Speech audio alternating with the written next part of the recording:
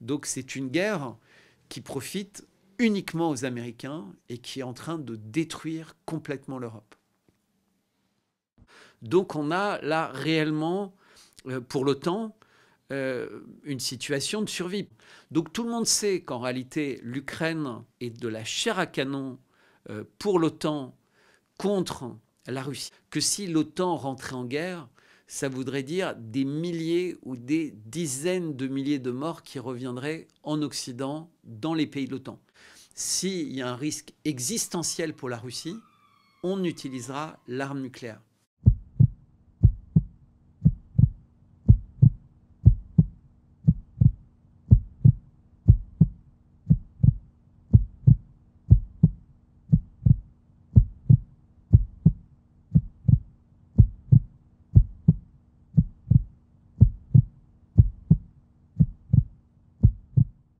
La semaine prochaine, le sommet de l'OTAN se tiendra à Vilnius. Le thème principal est l'Ukraine. Cette dernière exige des garanties quant à son adhésion à l'OTAN et d'importantes discussions s'intensifient entre les membres. Pensez-vous que ce sommet deviendra historique ? D'une façon générale, c'est un sommet qui est historique, quoi qu'il arrive, puisqu'un nouveau pays, qui est un pays neutre, qui est la Finlande, va rejoindre l'OTAN dans le cadre de ce sommet. Donc un pays qui a été toujours neutre a décidé de sortir de sa neutralité et risque donc d'être à terme équipé d'armes nucléaires de l'OTAN à grande proximité d'une ville comme Saint-Pétersbourg, mais également Mourmansk, les installations importantes de la Russie. Ça, c'est la première chose. La deuxième chose, c'est que la date du sommet avait toujours été choisie en pensant que la victoire de l'Ukraine serait en cours. C'est-à-dire qu'il y avait aucune certitude quant à la possibilité de la Russie d'avancer comme elle l'a fait par exemple à Barmout, mais ce que les Occidentaux pensaient, c'est que compte tenu des troupes et des équipements qui avaient été formés, aidés, et après un an d'usure, entre guillemets, de la Russie sur un front immense, ils allaient faire une grosse percée, donc ce qu'ils appellent la contre-offensive. Et Zelensky était censé être un invité effectivement d'honneur, un invité victorieux. Or, ce n'est pas du tout la situation. La situation est terrible pour l'Ukraine, puisque ce que le président Poutine a déclaré, c'est que le rapport des morts selon l'état-major russe, était de 1 à 10, ce qui est considérable pour une guerre conventionnelle. Donc on a là réellement, pour l'OTAN, une situation qui perd complètement toute crédibilité, puisque d'un côté, il y a la Russie qui est seule, qui subit des sanctions énormes, qui a refusé l'aide militaire et qui n'a sollicité d'aide militaire de personne, qui pour l'instant ne s'est fâché avec aucun des pays de l'OTAN qui livrent tous des armements, des mercenaires qui forment les soldats ukrainiens sur leur terrain. Et parmi les armes qui sont fournies, il y a des armes lourdes et des missiles. Mais en fait, comme un clin d'œil, ce qui est en train de se passer, c'est que toutes les armes les plus performantes de l'Occident, la Russie a pu les tester, a pu trouver pendant cette année en fait des moyens de contrecarrer les armes, puisque je me rappelle quand l'année dernière l'OTAN a fourni des HIMARS, les Ukrainiens ont dit ça y est, c'est le changement définitif de la guerre et notre victoire va arriver.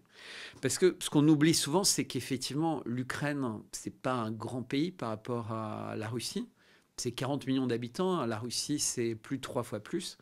Mais l'Ukraine avait une armée considérable qui a été extrêmement renforcée depuis 2014. Donc vraiment pour conclure par rapport à cette question, le sommet de l'OTAN c'était censé être un sommet à la gloire de l'OTAN qui se renforçait avec des nouveaux membres et qui effectivement allait annoncer l'arrivée de l'Ukraine qui était censée avoir obtenu une période de victoire stratégique à cette date de juillet.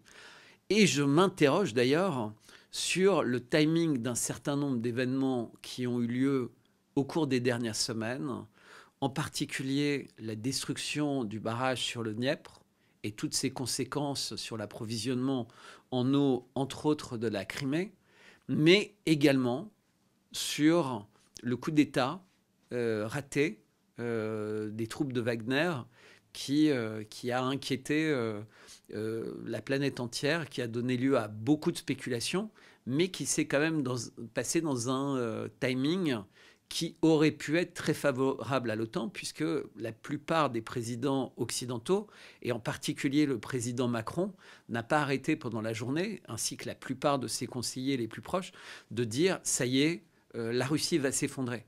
Donc on sent bien que ce sommet était censé être le sommet du début ou de la fin de l'effondrement, en fait, en choisissant cette date de juillet. Ils pensaient qu'après l'hiver, donc, il y aurait une contre-offensive qui serait victorieuse et qui mettrait la Russie, après avoir été économiquement sanctionnée, après avoir été géopolitiquement harcelée, la CPI, toutes les décisions qui ont été prises à l'ONU contre la Russie, auraient pu être militairement affaiblies. Aucune de ces choses ne s'est passée, puisqu'alors que l'Europe entre en récession, l'Union européenne entre en récession, la Russie sort de cette période difficile de début d'opération spéciale, avec le peuple jamais aussi uni qu'il l'est aujourd'hui, derrière son président et derrière son gouvernement, mais également derrière son armée. C'est-à-dire qu'il y a une campagne de recrutement en Russie, et donc qui n'était pas une campagne de convocation, c'était une campagne ouverte de recrutement, et elle a dépassé toutes les attentes. J'ai des copains sur place qui m'ont dit c'était du jamais vu. En fait, je pense que les Russes comprennent que ce n'est pas une guerre contre ce pays frère qu'est l'Ukraine, c'est véritablement ce que le président Poutine a répété à de nombreuses reprises, une guerre entre le bien et le mal, la Russie étant le bien. Quelle est la position actuelle sur cette question au sein de l'OTAN ? Dernièrement, il y a eu des déclarations très contradictoires. Ensuite, plusieurs pays parlent à la fois de l'acceptation accélérée de l'Ukraine et d'autres disent le contraire. Dans quelle mesure l'OTAN est-elle profondément divisée sur cette question ? Quelle position gagnera à la fin ? Alors, l'OTAN est toujours relativement divisée sur toutes ces questions parce qu'à l'intérieur de l'OTAN, il y a 3 pays qui sont extrêmement leaders sur leur volonté de voir l'Ukraine rejoindre l'OTAN pour différentes raisons, qui sont les Américains, les Anglais et les Français. Donc là, on a les pays qui poussent le plus. Les Allemands poussent également, mais ce n'est pas une puissance fondamentale dans l'OTAN. Ils ont une plus petite armée, ce n'est pas une puissance nucléaire. Donc ils ont un mot à dire, mais plus négligeable, entre guillemets. À l'inverse, il y a un pays qui est important dans l'OTAN, qui s'appelle la Turquie, et qui vient d'avoir à nouveau le président Erdogan qui a été élu, et qui a fait une campagne en insistant sur l'importance stratégique d'avoir des bonnes relations avec la Russie. Et en plus, il y a une volonté pour la Turquie, après avoir subi coup d'État, attaque de sa monnaie, etc., de se libérer un peu de l'influence énorme des États-Unis et du dollar. Et je pense qu'assez vite, on va voir Erdogan se tourner vers les BRICS. Et donc, prendre une décision d'acceptation de l'Ukraine dans l'OTAN, ou en tout cas faire partie des pays qui vont pousser dans cette direction, ça ne paraît pas du tout compatible avec la vision de la Turquie, de la stabilité dans cette région. Parce que les Turcs savent très bien qu'ils sont à une encablure de cet endroit. Il y a eu des tensions et des craintes pendant l'élection. Il y a eu un coup d'État, je répète, contre Erdogan. Donc, il faut qu'il choisisse ses alliances tant qu'il est fort. Et en début de mandat, un président est toujours très fort. Après, ça va rester du déclaratif. On est véritablement sur un poker. C'est-à-dire que quelque part, Zelensky joue son va-tout. Il dit « j'ai plus d'armes, j'ai plus d'hommes ». Enfin, il ne le dit pas comme ça, mais il dit « je suis sur le point de perdre ». Et vu l'engagement qu'a pris l'Occident, et là je ne parle même pas de l'OTAN, je parle de l'Occident au sens large, il paraît assez impossible qu'il l'abandonne. Et lui dit, si vous ne me garantissez pas l'adhésion, je ne viens pas. Et donc, il y a un coup de bluff, parce qu'il est capable de ne pas venir. Mais ce qu'il faut véritablement comprendre, c'est que depuis le début du conflit, derrière Zelensky, il y a des grands cabinets de conseil en lobbying, des cabinets de conseil en stratégie, donc des gens qui ont l'habitude des dîners en ville, que ce soit aux États-Unis ou en Europe, qui ont l'habitude de tout ce qui se passe dans les couloirs de Bruxelles et de tout ce qui se passe dans les couloirs de Washington. Et ces gens-là, manifestement, savent très bien que la seule possibilité pour Zelensky d'obtenir quelque chose, c'est de dire, de toute façon, si je ne l'obtiens pas, sous-entendu, on va perdre. Sans l'OTAN, cette guerre est perdue. Et c'est le cas d'ailleurs, puisqu'on voit bien que les possibilités, entre guillemets, de gagner sont nulles. Mais j'évoquais le nombre de morts et le rapport de 1 sur 10. Il y a quelques mois, Ursula von der Leyen, donc la présidente de l'Union européenne, qui est candidate pour succéder à l'OTAN, à Stoltenberg, faisait une gaffe et disait il y a eu plus de 200 000 morts ukrainiens. Donc il faut réaliser, vu l'intensité des combats sur le terrain, y compris américains. Et ça, c'est un prix qui sera inacceptable. D'une part parce que les pays ne comprennent pas de plus en plus en leur sein pourquoi faire cette guerre contre la Russie, qui a montré son calme, sa modération. Je rappelle, Nord Stream 1 a été détruit. On sait tous, et tout le monde a compris que c'était les Américains. Donc Nord Stream 1 détruit, et les Russes sont restés calmes. Ils font confiance à leur enquête, ils attendent les résultats. Le pont de Kerch a été détruit, saboté. Pareil, les Russes attendent. Il y a eu des drones qui ont attaqué le Kremlin. Idem. Il y a eu énormément d'affaires pour que n'importe quel pays aurait considéré que c'était une ligne rouge, hein. Des chars lourds, des missiles moyennes et même maintenant plus longue portée qui pourraient atteindre Moscou, qui ont été donnés aux Ukrainiens. Et la Russie reste calme. La Russie a, d'un point de vue militaire, la Russie a respecté intégralement tous ses contrats économiques. C'est-à-dire que si elle a arrêté de livrer du gaz ou du pétrole, c'est uniquement à cause des sanctions. Elle n'a jamais voulu nuire à ses partenaires économiques.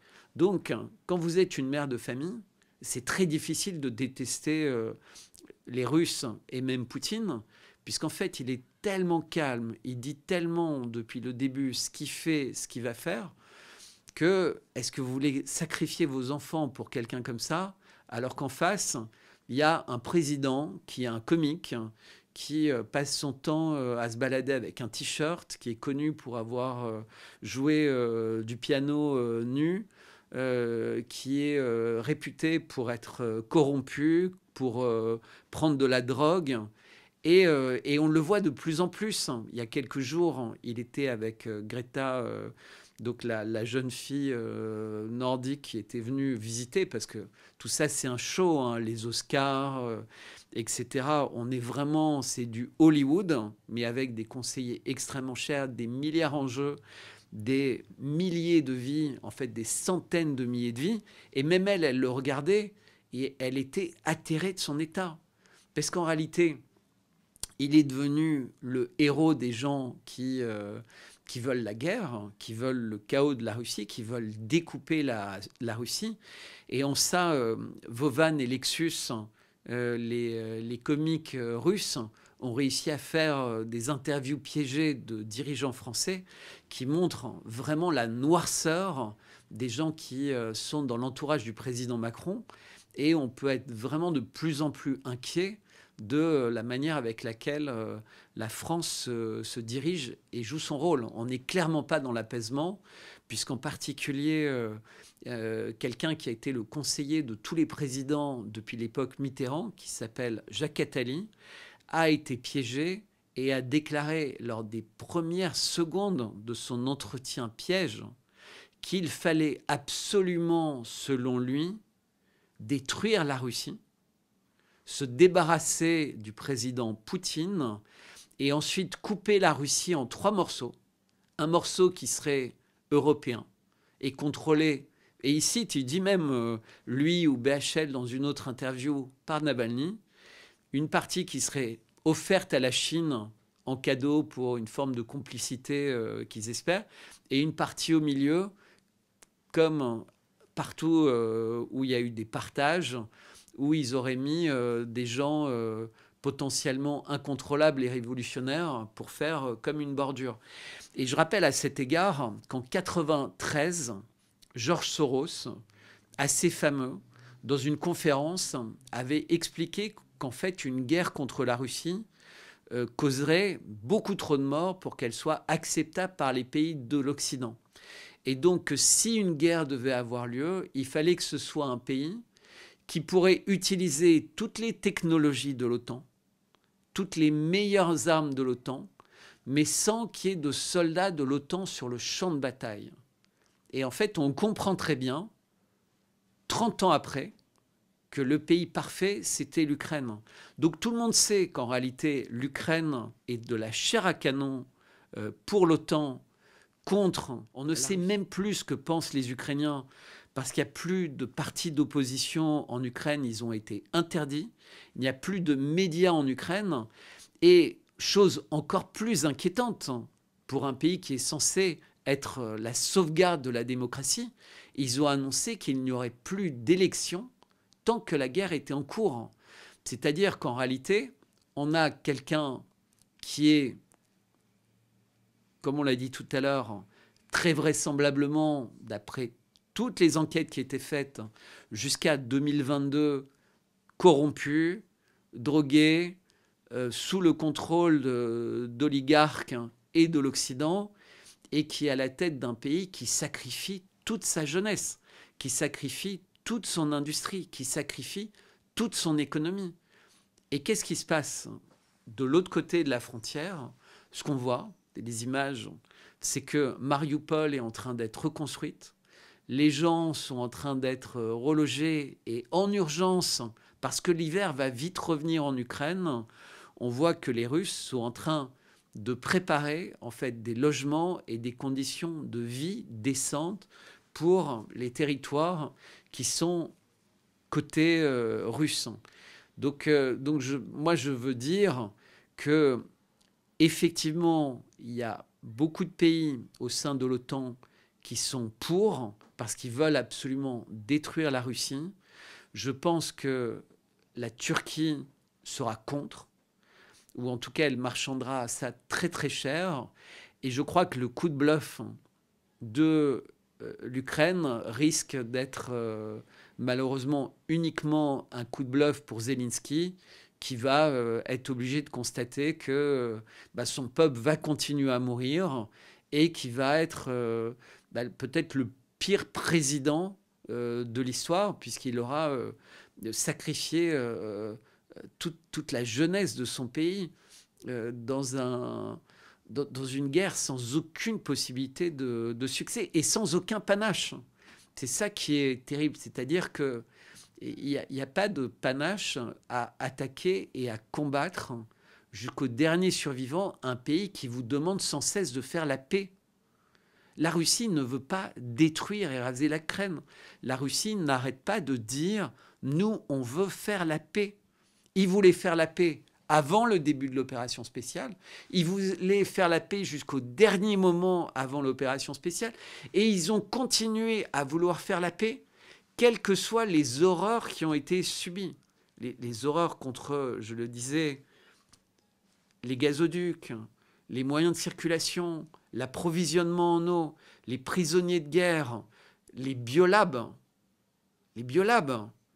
là, l'enquête russe montre qu'il y a quelque chose de gravissime et de monstrueux qui était en train de se passer dans les biolabs. Et je demande qu'à croire les Russes. Puisqu'en général, j'ai appris à réaliser qu'ils mentaient jamais. Alors que de notre côté, malheureusement, dans mon camp, on ment toujours. Et c'est déconcertant. Les États-Unis et les autres pays de l'OTAN sont-ils prêts, en principe, à accepter l'Ukraine dans l'Alliance? Ou s'agit-il de promesses vides de leur part? Quel pourrait être leur véritable objectif? L'affaiblissement de la Russie par la guerre? Alors, tout à l'heure, je citais George Soros et son discours de 93. Mais j'ai également cité Jacques Attali. Et dans les deux cas, l'un pense que la victoire était impossible, et il est plus sage, Soros. Face à une puissance nucléaire, il n'y a pas de victoire possible. Puisque la Russie a toujours dit, et c'est pas du tout une blague, c'est pas du tout du bluff, s'il y a un risque existentiel pour la Russie, on utilisera l'arme nucléaire. C'est la doctrine nucléaire russe. Donc si la Russie peut être coupée, si la Russie telle qu'elle est aujourd'hui devait être amenée à disparaître, il y aura une guerre nucléaire et donc il n'y aura pas de gagnant. Parce qu'il n'y a pas de gagnant à une guerre nucléaire. Tout le monde est perdant et l'humanité est totalement perdante. Donc ça, c'est la première chose. La deuxième chose, c'est qu'il y a quelque chose qui s'appelle l'article 5 dans le traité de l'Atlantique Nord, donc l'OTAN, qui dit que si un des membres est en guerre avec un autre pays, tous les membres sont en guerre contre ce pays. Et cette clause, Zelensky avait déjà essayé de l'utiliser et d'imposer aux pays de l'OTAN de la mettre en œuvre lorsque un missile avait tué 2 personnes en Pologne. Et c'était une manière de dire la Pologne est rentrée en guerre. Et finalement, il s'est avéré que le missile, il venait d'Ukraine. Donc l'Ukraine risquait d'être en guerre contre l'OTAN avec cette réflexion. Donc après, tout ça avait été un peu oublié, comme beaucoup de choses, comme Boutcha, pour citer, des choses dont on parle beaucoup à un moment. Et puis, on n'a jamais les résultats de l'enquête. Donc il reste une impression un peu bizarre, mais les gens qui suivent savent quelle est la réalité. Donc les Américains... je pense qu'en fait, une Ukraine en dehors de l'OTAN, ça sert leurs intérêts. Les Européens, en revanche, la France, l'Angleterre, peut-être un peu l'Allemagne, une Ukraine dans l'Europe et dans l'OTAN, ça serait pas mal parce que ça obligerait les Américains à envoyer beaucoup plus de GI, beaucoup plus de moyens, parce qu'en réalité, l'armée de l'OTAN, c'est l'armée américaine. Tous les pays, vous prenez un stade de football, le grand stade de Moscou, vous mettez l'armée anglaise dans sa totalité dedans, il reste des sièges vides. Vous mettez l'armée française en totalité dedans, il reste des sièges vides. Ça vous donne une petite idée. Ce qui n'est pas vrai avec l'armée américaine. Là, il pourrait faire plusieurs soirées en remplissant le stade. Mais il faut imaginer que l'armée russe ou l'armée chinoise par exemple, c'est plus de 25 millions d'hommes. Mais la possibilité de passer assez facilement à 50 ou 60 millions d'hommes. Et pas des hommes équipés avec des lance-pierres, des hommes équipés avec les armes les meilleures du monde. Donc, en cas d'un conflit qui se généralise, puisqu'il y a aussi toujours cette possibilité de l'OTAN qui est en train d'essayer de convaincre le Japon de les rejoindre, puisque le Japon est également un pays neutre et qui est en train d'étudier la possibilité de rejoindre l'OTAN. On sait toutes les tensions qu'il y a au niveau de Taïwan, donc on voit le risque en permanence de généralisation. Mais donc on a les Américains qui conseillent Zelensky dans son bluff, alors qu'ils espèrent influencer les Russes. Mais les Russes, en fait, savent, ils sont dans une guerre d'attrition. L'opération spéciale, c'est pas une guerre d'ailleurs, je dis de façon impropre, guerre. L'opération spéciale russe, c'est de démilitariser l'Ukraine.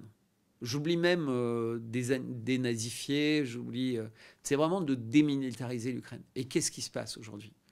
Sans les armes de l'OTAN, l'Ukraine est déjà démilitarisée.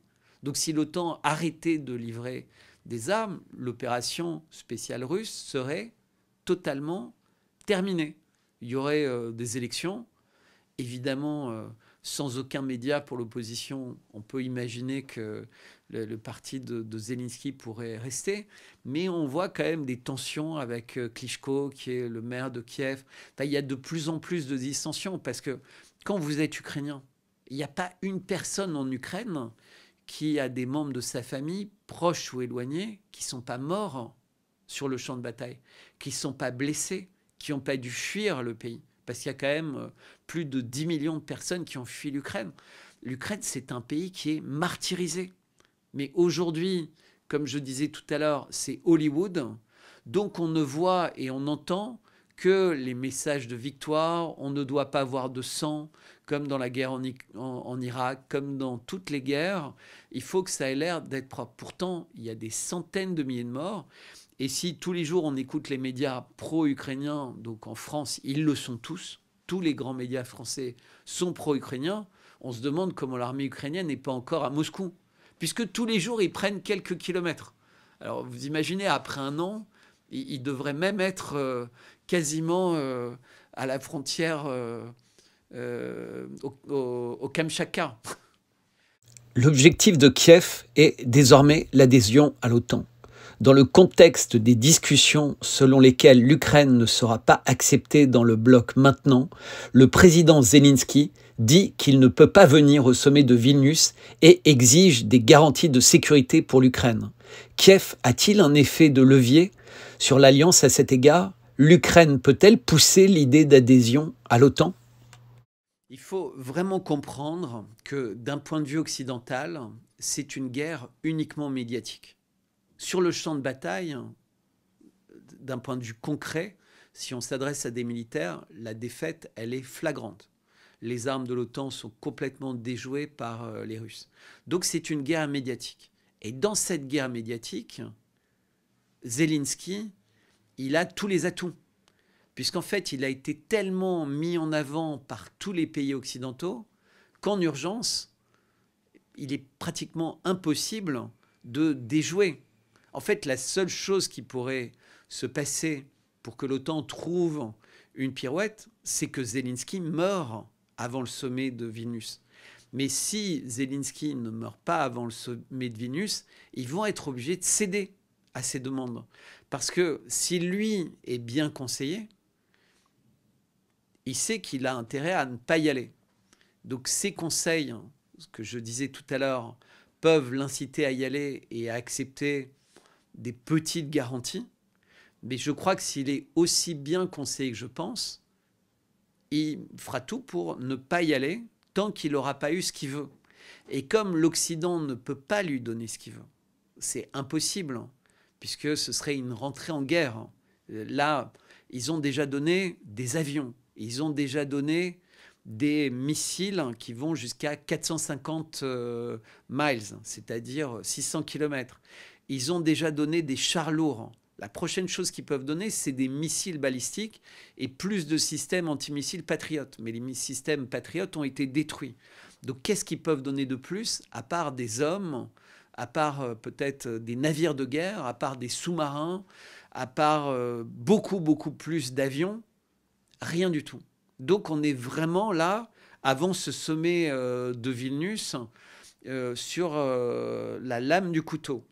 Soit il est mal conseillé et il va accepter rien du tout.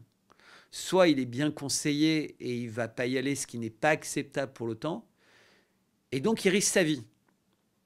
Quelques semaines, l'armée ukrainienne a lancé une offensive sur le front. Maintenant, de plus en plus de politiques admettent que cela n'avance pas aussi vite qu'ils l'avaient prévu. Dans quelle mesure l'Europe et l'OTAN sont-elles aujourd'hui déçues du déroulement de cette offensive? Comment cela peut-il affecter la poursuite de l'aide à Kiev? Il y a eu une phase pendant l'hiver où la Russie a pris la ville stratégique de Bakhmout. Et après, l'offensive russe a arrêté d'avancer. En fait, cette ville est une ville extrêmement stratégique et l'idée, c'était de stabiliser le front. Donc depuis environ 3 mois, la Russie a miné, elle a installé de quoi en fait avoir une fortification de sa frontière. Il faut imaginer, c'est une frontière qui est considérable. C'est étendu sur plus de 2000 km.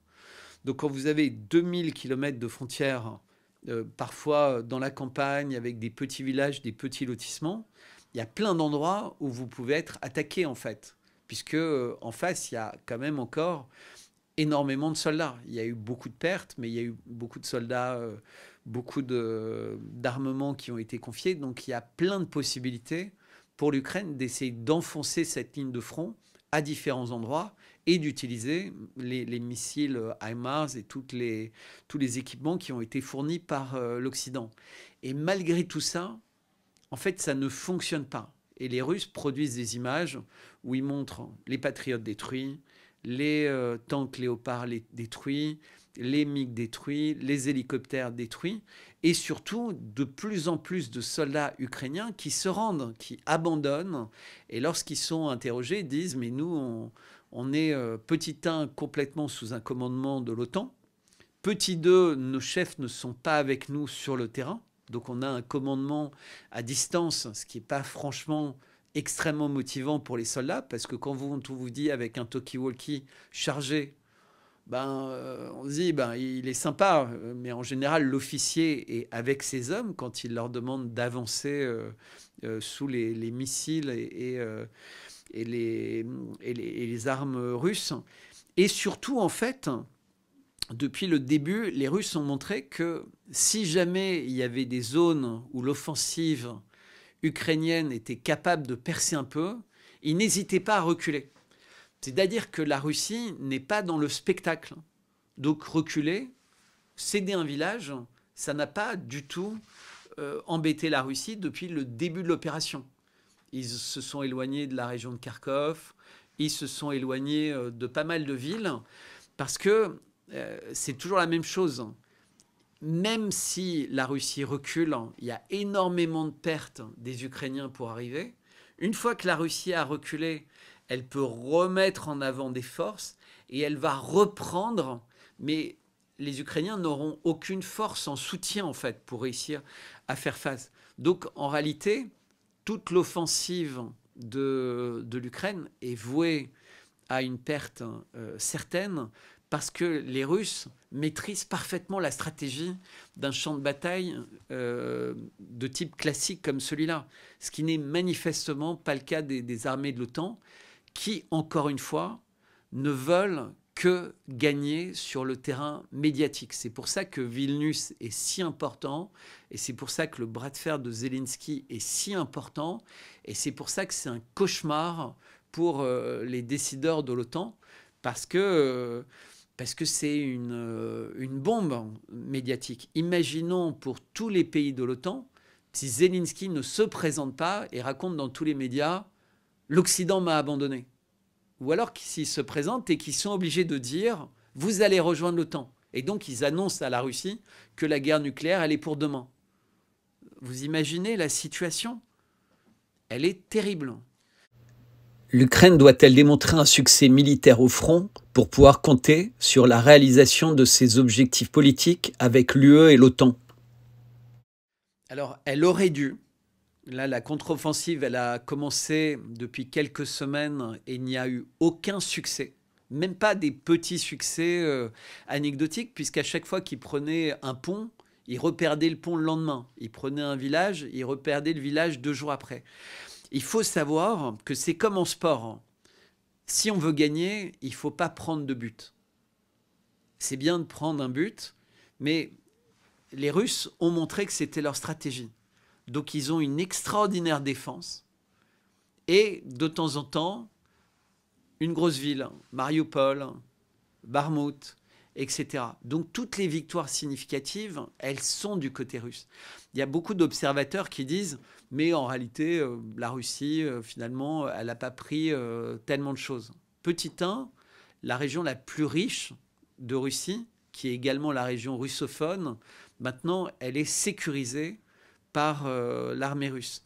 Et petit 2, l'armée de l'OTAN et l'armée de l'Ukraine sont exsangues et ils n'ont même plus les moyens de percer un front de 2000 km. Vous imaginez ne pas pouvoir trouver sur 2000 km de front un endroit où percer? ça démontre que la perspective d'un succès n'est pas possible. D'où les attaques avec des drones, d'où les tentatives d'attentats et ce que j'appellerais le risque de plus en plus fort de terrorisme d'État. Et c'est pour ça que je répète, je pense que Zelensky, plus que jamais, est en réalité l'homme à abattre pour l'Occident. Je sais que ça peut paraître étonnant à dire, mais c'est réellement la situation actuelle. Le ministre ukrainien de la Défense a qualifié son pays de terrain d'essai idéal pour les armes occidentales. Comment l'Ukraine est-elle vraiment devenue un terrain de démonstration pour les armes de l'Occident? Je vais vous dire, c'est une catastrophe. J'entendais des experts militaires américains dire « mais j'espère qu'on n'enverra pas les chars Abrams, puisque si on montre qu'ils sont aussi mauvais que les léopards allemands, on n'en vendra plus du tout ». On avait parlé de F-16, finalement, on n'entend pas parler de F-16. Et aujourd'hui, il y a entre les mains des Russes, donc entre les mains de l'industrie militaire russe, des exemplaires de tous les missiles, donc que ce soit les HIMARS, les Storm Shadow, etc. C'est-à-dire qu'il y a un rétro-engineering qui est en train de se passer par les Russes de toutes les armes les plus précises et les plus précieuses de l'Occident.